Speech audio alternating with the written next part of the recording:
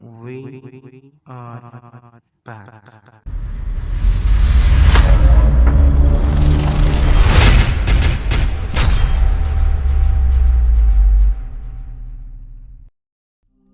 Hello friends, welcome to our new video. This is what complete chapter revision of mechanical properties of fluids and their very extensive properties that we discuss in this video.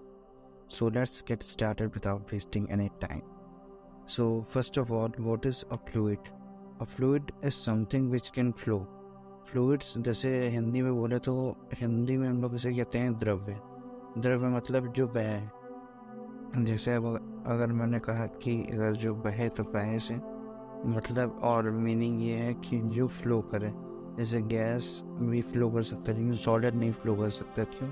क्योंकि solid इस वजह से नहीं flow कर सकता है क्योंकि solid में इंटरमोलिकुलर फोर्स ऑफ अट्रैक्शन जो है वो बहुत ज़्यादा होता है। अगर कम होता तो वो भी फ्लो करता है, लेकिन ऐसा नहीं, इस वजह से वो सॉलिड की कैटेगरी में आता है। जैसे फ्लूइड्स का सबसे अच्छा एग्जांपल है वाटर, और बहुत सारे एग्जांपल जैसे मेटल्स भी हैं। लिक्विड मेटल जैसे मरकरी वो भी एक फ्लूइड है लेकिन वो है मेटल। मेटल्स जनरली सॉलिड होता है लेकिन क्योंकि मरकरी एक फ्लूइड मेटल है इस वजह से वो लिक्विड में काउंट होगा। सबसे पहले बात आती है डेंसिटी की। अब डेंसिटी क्या होता है सबको पता है, 7th क्लास से हम लोग पढ़ते आ रहे हैं कि डेंसिटी कहते हैं घनत्व। हम ये देखिए ये वीडियो हिंदी मीडियम और इंग्लिश मीडियम दोनों के लिए बेनिफिशियल है क्योंकि मैंने इसमें अपना नोट्स जो है वो इंग्लिश में डाले हुए हैं। इस वजह से किसी को भी हेजिटेशन की ज़रूरत नहीं है कि कोई भी हेजिटेट ना हो क्योंकि वीडियो दोनों के लिए इक्वली बेनिफिशियल।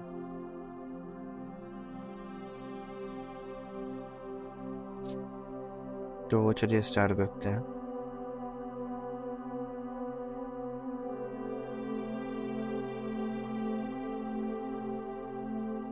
सबसे पहले डेंसिटी क्या होता है? जो डेंसिटी होता है अपना घनत्व। घनत्व से ये मतलब है कि जो डेंसिटी होगी वो चाहे जैसी भी हो, चाहे वो डेंसिटी सॉलिड की हो लिक्विड की हो, डेंसिटी किसी भी चीज़ की हो सकती है। इस वजह से जो डेंसिटी होगी वो सबकी अपनी अपनी अलग अलग होगी। अब बात आती है कि डेंसिटी का फॉर्मूला क्या होता है। तो डेंसिटी का फॉर्मूला होता है मास अपॉन वॉल्यूम और उसकी यूनिट फिजिक्स की बैकबोन होती है। हमें अगर यूनिट्स नहीं याद है अच्छे से, देखिए मान लीजिए जैसे आप पेपर में जब एग्ज़ाम में लिख रहे हैं तो आप उसका फॉर्मूला ही बोलेगा तो आप यूनिट्स की मदद से उसका फॉर्मूला डिराइव कर सकते हैं। जैसे आपको पता है kg पर मीटर क्यूब होता है, तो kg जो है वो मास की यूनिट है और मीटर क्यूब है वॉल्यूम की। तो जब आप इन्हें एक साथ डिवाइड में करेंगे या फिर उसका कुछ कॉम्बिनेशन करेंगे तो वो kg पर मीटर क्यूब पे आ जाएगा और इससे आप उसकी डायमेंशन भी निकाल सकते हैं और उसका फॉर्मूला भी निकाल सकते हैं। दोनों चीज़ आपको पता चल जाएंगी। अब आते हैं रिलेटिव डेंसिटी में। रिलेटिव डेंसिटी क्या होता है? एक मिनट में इसका साइज थोड़ा छोटा कर लेता हूँ।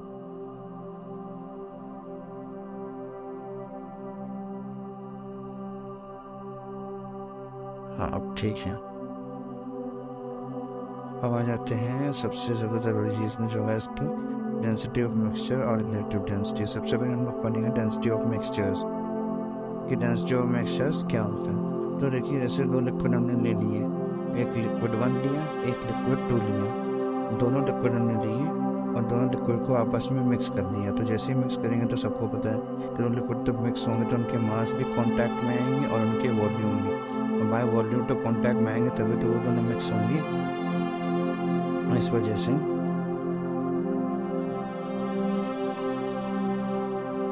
इस बेसिस का जो फॉर्मूला बनता है वो होता है रो मिक्सचर का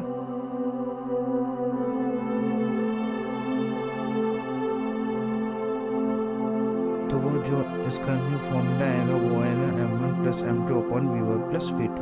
तो ये फॉर्मूला याद रखना है चाहे ना रखना है वो आपकी मर्ज़ी, लेकिन इसका जो फॉर्मूला है ये ज़्यादा टफ नहीं है।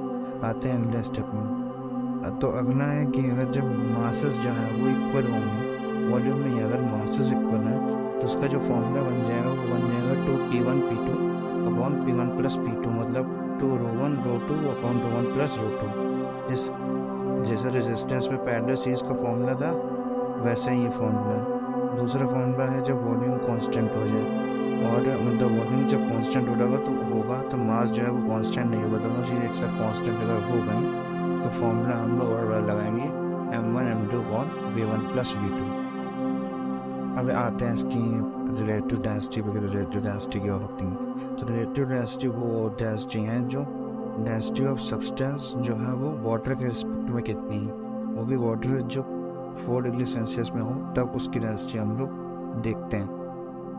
तो देखिए जैसे वाटर की डेंसिटी हम लोग क्या लेते हैं 1000 kg पर मीटर क्यूब या 1 ग्राम पर सेंटीमीटर क्यूब, इसकी स्पेसिफिक ग्रेविटी पे डिपेंड होती है। तो इसका फॉर्मूला है density of substance upon density of water है 4 डिग्री सेल्सियस। अब आते हैं रो वेट डेंसिटी। वेट डेंसिटी क्या होता है? वेट डेंसिटी देखिए, डेंसिटी, मास और वेट तीनों अलग अलग चीज़ें, कैटेगरी इंटर रिलेटेड लेकिन ये तीनों अलग अलग हैं। एक ग्रेविटी पे डिपेंड करता है, दूसरा ग्रेविटी पे डिपेंड नहीं करता है। जो ग्रेविटी पे डिपेंड करता है वो है वेट, और जो नहीं करता है वो है मास। तो अगर मास का अगर हम लोग निकालें तो वो कुछ और होगा, और डेंसिटी का निकालें तो वो कुछ और होगा। तो जैसे हम लोग देखते हैं कि वेट डेंसिटी क्या है, तो वेट डेंसिटी है weight of substance upon volume of substance. तो इसमें रो ऑफ वाटर और रो ऑफ दैट सब्सटेंस और गैस इक्वल हो जाएगी।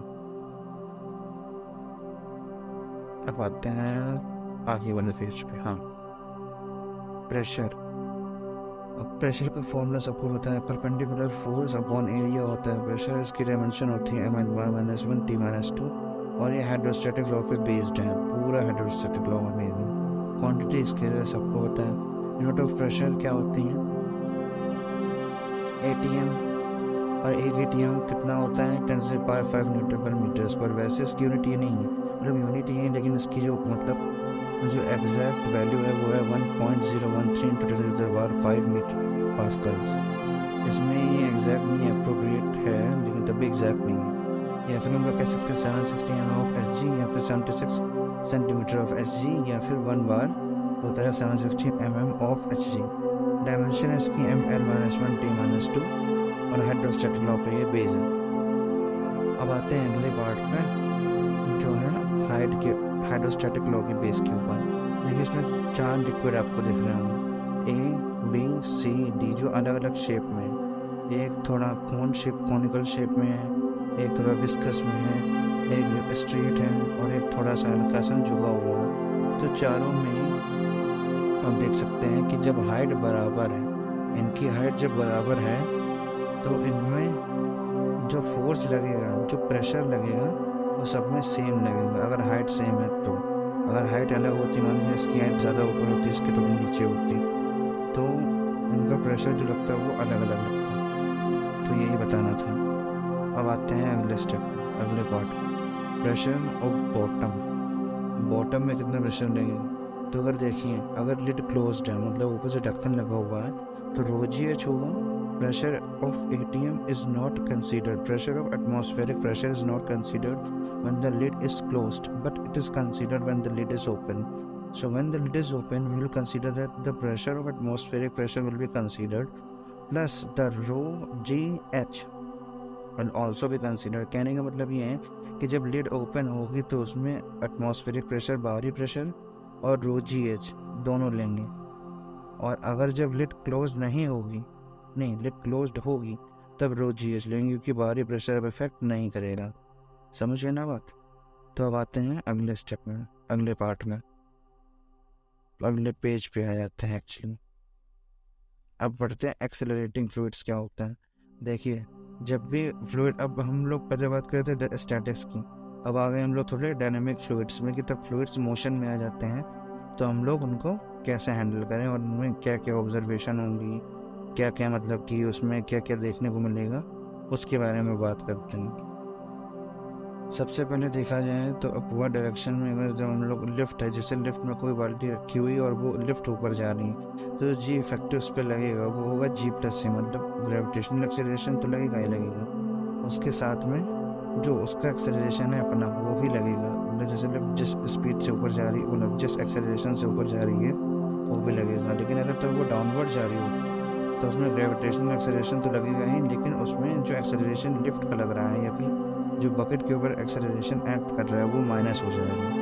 इसी को कहते हैं एक्सेलरेटिंग फ्लूइड्स इसके ऑब्जर्वेशंस। तो आप ध्यान रखें और इनसे आपके बड़े बड़े सवाल सॉल्व हो जाएंगे। अब आते हैं अगले पार्ट में जो है पास्कल्स लॉ के ऊपर। पास्कल्स लॉ ये कहता है कि the pressure exerted is uniformly distributed, मतलब कि जितना भी प्रेशर है, पूरी बाल्टी है जैसे बाल्टी है, तो उसके ऊपर जितना भी प्रेशर लगेगा वो इक्वली डिस्ट्रीब्यूट हो जाएगा। अब एक नेक्स्ट बात और आती है कि जैसे ही जब हम लोग एक जैसे कोई फ्लास्क लिया या फिर ऐसी बॉडी ले ली जैसे ये यहाँ पे दिखाई गई है, तो उसमें क्या है कि जिस डायरेक्शन में फ्लूइड का मोशन होगा उसके अपोजिट डायरेक्शन में उसे फोर्स लगेगा, वो सॉरी प्रेशर लगेगा। इसी वजह से क्या होता है कि जब हम लोग गाड़ी में जैसे बैठते हैं तो जिस साइड जो पेट मतलब जो उल्टी ऐसा लगता है, तो उसका यही मतलब होता है कि जब अगर गाड़ी आगे जाए तो आपका पेट जो है वो जो टमी है उसके अंदर जो स्टमक है वो अंदर की साइड को फोर्स एक्सर्ट करता है, मतलब प्रेशर उसके अंदर साइड लगता है। इस वजह से जो है हम लोगों को उल्टी हो जाती है। यही अगर हम लोग उल्टी साइड बैठते हैं जैसे गाड़ी में, इसी वजह से ऐसा होता है। तो अब आ जाते हैं प्रेशर एट साइडवेज। देखिए जी फैक्टर जब साइडवेज से कोई चीज़ जा रही होगी जैसे कि ये है, तो उसमें प्रेशर जो लगेगा जी फैक्टर जो होगा वो होगा एन जी स्क्वायर प्लस ए स्क्वायर।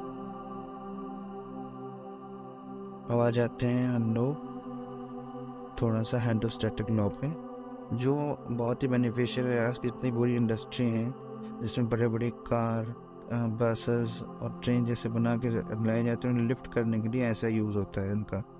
सबसे पहले जैसे हम फोर्स लगाएंगे छोटे एरिया पे, क्रॉस सेक्शन पे, छोटे क्रॉस सेक्शन पे जब फोर्स लगाएंगे तो वो जो फोर्स होगा वो बहुत ही ज़्यादा कम होगा और जो आउटपुट मिलेगा वो बहुत ही ज़्यादा मिलेगा। इस वजह से इनका बहुत ही ज़्यादा बेनिफिट है आज के डे टू डे लाइफ में, और बहुत ही जगह बहुत इंडस्ट्री में इनका यूज़ होता है। सबसे पहले बात करते हैं magnification of that force. Force का मैग्निफिकेशन क्या होगा, तो लोग निकाल सकते हैं से F2 equals to F1 A1 upon A2। यहाँ A1 और A2 है क्रॉस सेक्शनल एरिया और F1 F2 है फोर्सेस। चलिए अब अगले पेज में चलते हैं। ये पेज पर हम लोग का कंप्लीट हो गया है।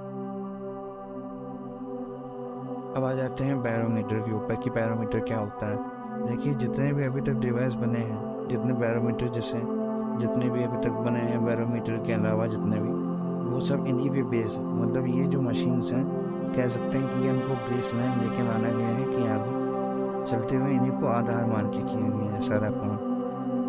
सो अब सवाल ये आता है कि हम इसमें वाटर भी यूज़ क्यों नहीं कर सकते, क्योंकि वाटर तो थोड़ा कॉस्टली नहीं भी होता है, मार्केट तो कॉस्टली होती है, लेकिन फिर भी हम लोग वाटर भी यूज़ क्यों नहीं करते। तो इसका कारण ये है, इसका रीज़न ये है कि तब हम उसे बैरोमीटर में वाटर को भरते हैं तो उसमें वो हाइट 10 मीटर तक जाए थे, जो कि बहुत ज़्यादा मतलब 3 फ्लोर्स तक ये 10 मीटर आ जाएगा। लेकिन वही जगह देखा गया तब मरकरी को हम लोग भरते हैं HG को, तो वो सिर्फ 76 mm तक ही गई।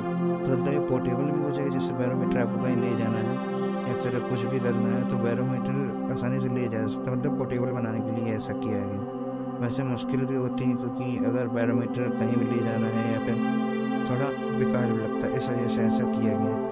देखिए इसका कारण ये है कि डेंसिटी ऑफ वाटर जो होती है वो ज़्यादा होती है मरकरी से, क्योंकि मरकरी के लिक्विड मेटल है तो उसमें ऐसा होना पॉसिबल है। अब आ जाते हैं average pressure of container of water. ये बहुत ही इंपॉर्टेंट है जीए के पॉइंट ऑफ व्यू से। जीए के पॉइंट ऑफ व्यू से ये बहुत ही ज़्यादा इम्पोर्टेंट है। तो इसका फॉर्मूला है रो एवरेज का rho max plus rho minimum upon 2। और इसमें अंदर दो केसेस बन जाते हैं। केस 1 है जब लिड क्लोज्ड हो और केस 2 बनता है जब लिड ओपन। जब लिड क्लोज होती है तो एवरेज आता है रो मैक्स अपॉन 2 यानी कि रो GH अपॉन 2। और जब लिड ओपन होती है तो rho max plus rho minimum upon 2 कर देते हैं और उसके चलते rho GH plus P0 upon rho 2 formula बन जाता है। तो आता है मैनोमीटर पे। मैनोमीटर क्या होता है, देखिए जो इधर इस साइड आपको बबल जैसे दिख रहा है, मतलब राउंड फ्लास्क दिख रहा है, इसके अंदर गैस भरी हुई है। क्या भरी हुई है, इसके अंदर गैस भरी हुई है। जब इसे खोला जाता है तो दोनों जगह पे, तब जहाँ पे दोनों बराबर हो जाते हैं, जैसे यहाँ पे दोनों बराबर हो गए तो इसे कंपेयर किया जाता है। जब कंपेयर करते हैं तो उसके बाद ही इसका आउटपुट जो आता है उसी के हिसाब से इसकी रीडिंग ली जाती है। ये इतना इम्पोर्टेंट नहीं है तब भी, लेकिन क्योंकि आपकी बुक में था इस वजह से मैंने बता दिया, हमारी बुक में दिया हुआ है। अब नेक्स्ट पे आ जाते हैं बबल्स, एक्सेस प्रेशर, ड्रॉप्स और बहुत सारी चीज़ें अब इसमें पढ़ने को बची हैं। तो ये तो वन शॉट है तो उसमें सारी चीज़ें मैंने कवर कर दी, लेकिन जो अगला वीडियो आने वाला है वो 3 पार्ट्स में डिस्ट्रीब्यूटेड होगा। चलिए back to the topic. Excess pressure जब ड्रॉप होती है तो ड्रॉप में क्या होता है कि ड्रॉप का जब हम लोग प्रेशर निकालते हैं उसकी साइडवेज में कितना प्रेशर, तो उसका फॉर्मूला बनता है ρ1 - ρ2 इक्वल्स टू 2T/R, और सो बबल का वही बनता है P1 - P0 equals to 4T/R। और वही अगर जब हम बात करें किसी स्फेरिकल बॉडी के जो नीचे है, मतलब थोड़ी पानी के नीचे, तो पानी के नीचे होने की वजह से इस पर जो प्रेशर लगता है वो लगता है ρ1 equals to ρ0 plus ρgh plus 2T/R। ये फॉर्मूला आप याद कर लीजिए मेमोरी बेस्ड लर्निंग के लिए। कॉमन सरफेस कॉन्टैक्ट एंगल की बात करें तो R equals to R1 plus R2। देखिए जो इसमें कॉमन सरफेस में ये बबल के लिए अप्लाई होता है। कॉन्टैक्ट एंगल की बात करें तो वेटिंग होती है इसमें। अगर फ्लास्क ले लीजिए, अगर उसमें एंगल जो है 1 मिनट, तो ये वाला एंगल, जो ये एंगल बनेगा, ये वाला एंगल, ये थीटा वाला एंगल, अगर ये एंगल 90 डिग्री से ज़्यादा है, वो 90 डिग्री से कम है, तो उसमें वेटिंग होगी। और अगर यही एंगल 90 डिग्री से ज़्यादा हो जाता है तो ये नॉन वेटिंग एंगल होगा। ये भी काफ़ी सवाल में पूछा जाता है, नीट में जी में पूछा जा चुका है। वो आता है कैपेबिलिटी ट्यूब के, बस इसका फॉर्मूला याद करने की ज़रूरत नहीं होता है, फॉर्मूला आपको याद करना होगा बस। अब बस लास्ट पेज है स्टोक्स लॉ का।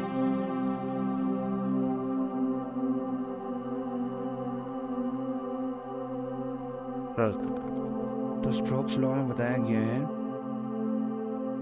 कि मतलब जिसका फॉर्मूला है ये सिर्फ स्फेरिकल बॉडीज पे वैलिड है, क्यूबिकल या फिर रेक्टेंगुलर या फिर ट्रायंगुलर बॉडी पे वैलिड नहीं है। तो उसमें क्या माना गया है कि इसका फॉर्मूला दे दिया गया है, सीधा सीधा इसका फॉर्मूला आप इसे याद कर लेंगे तो आपके क्वेश्चंस बन जाएंगे।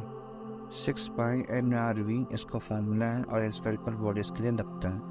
अब आते हैं टर्मिनल वेलोसिटी पे। टर्मिनल वेलोसिटी क्या होता है? टर्मिनल वेलोसिटी का फॉर्मूला है 2/9R² G/N PV minus P of that liquid. Vt is directly proportional to R² and Vt is inversely proportional to 1/n।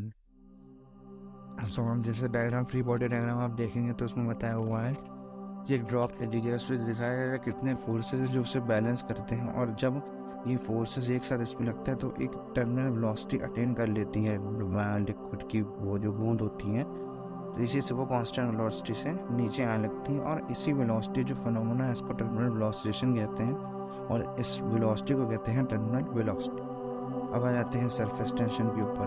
तो सरफेस टेंशन का एक सीधा सिंपल फॉर्मूला है force upon length equals to newton per metre. अब इसमें question बनता है कि सरफेस पर अगर कोई स्फेरिकल बॉडी रखी हुई है तो उसका ज़्यादा से ज़्यादा वो कितना आने वाला है, उसका जो अपना क्या होता है, हाँ, जो उसका सरफेस टेंशन होगा वो कितना आने वाला है। तो अब आगे बात करते हैं। इसका एक दूसरा फॉर्मूला भी है सरफेस टेंशन का, जो कि है temperature into cross section area, change in cross section area actually. और स्मॉल ड्रॉप्स बिगर ड्रॉप्स कैसे फॉर्म करते थे उसका भी फॉर्मूला है, ये आप देख लीजिएगा।